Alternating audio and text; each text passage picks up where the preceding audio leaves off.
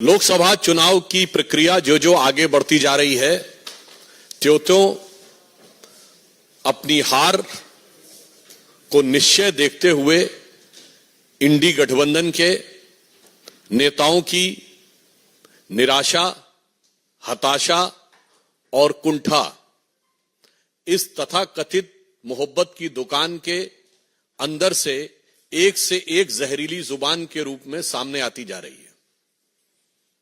पहले भी प्रधानमंत्री श्री नरेंद्र मोदी जी के प्रति एहसास कमतरी यानी इंफीरियरिटी कॉम्प्लेक्स, ईर्ष्या और ग्लानि के कारण अनेक प्रकार के आपत्तिजनक, अभद्र, निंदनीय बयान दिए गए। परंतु अब ऐसा प्रतीत होता है कि इस तथाकथित मोहब्बत की दुकान में सिर्फ जहरीले सामान ही नहीं है, ये किसी सियासी फरमान का हिस्सा है।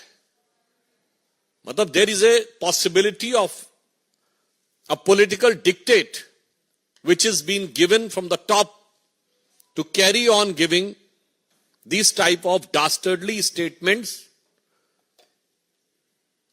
not only against Prime Minister Shri Narendra Modi ji but going to the extent of creating a divisive mindset among the people of the country। यानी अब सिर्फ प्रधानमंत्री श्री नरेंद्र मोदी जी के प्रति अवमानना और इसके बयान से आगे बढ़कर भारत के अंदर विभेदकारी, विभाजनकारी और राष्ट्र के विरोध तक जाने वाले, राष्ट्र की एकता पर आघात करने वाले बयानों तक आ गए। और कई बार ये लोग किस प्रकार का ज्ञान देते हैं, यही समझ से परे है। देखिए देश को कैसे भ्रमित करने का प्रयास करते हैं। अभी केरल के मुख्यमंत्री श्री पिनारी विजयन ने सीए के ऊपर बोलते बोलते एक बहुत विचित्र बयान दिया। यह बयान जितना विचित्र है उतना ही स्पष्ट इसकी मानसिकता है। उन्होंने कहा कि भारत माता की जय और जय हिंद के नारे पहले 2 मुसलमानों ने लगाए थे, इसलिए क्या इस नारे को त्याग देंगे? पहली विभाजनकारी मानसिकता यही है कि यह भारत माता की जय और जय हिंद के नारे एक भारतीय ने लगाए, यह नहीं दिखाई पड़ता है, उसमें हिंदू और मुसलमान दिखाई पड़ता है। दूसरी बात,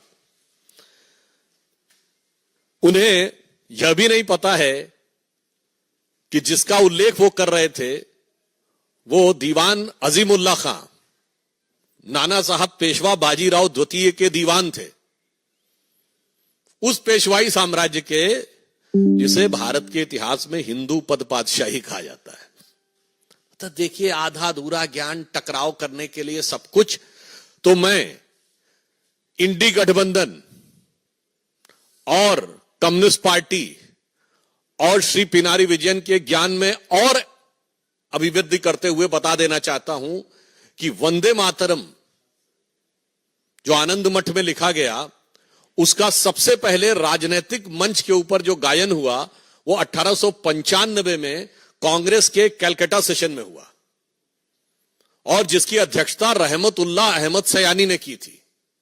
यही तो मैं कहना चाहता हूं, ये सब भारत की एकता के प्रतीक थे, मगर सियासत के मकड़ जाल में इन लोगों ने इन चीजों को इस रूप में प्रस्तुत कर दिया कि भारत की एकता के प्रतीक उद्घोषों को सांप्रदायिकता का प्रतीक बनाने का प्रयास किया। और जो चाल 100 साल पहले थी वो आज 100 साल बाद भी वही फितरत है। कृपया भारत की एकता और भारत के गौरव के उद्घोषों के ऊपर विभाजनकारी राजनीति से परहेज करना चाहिए।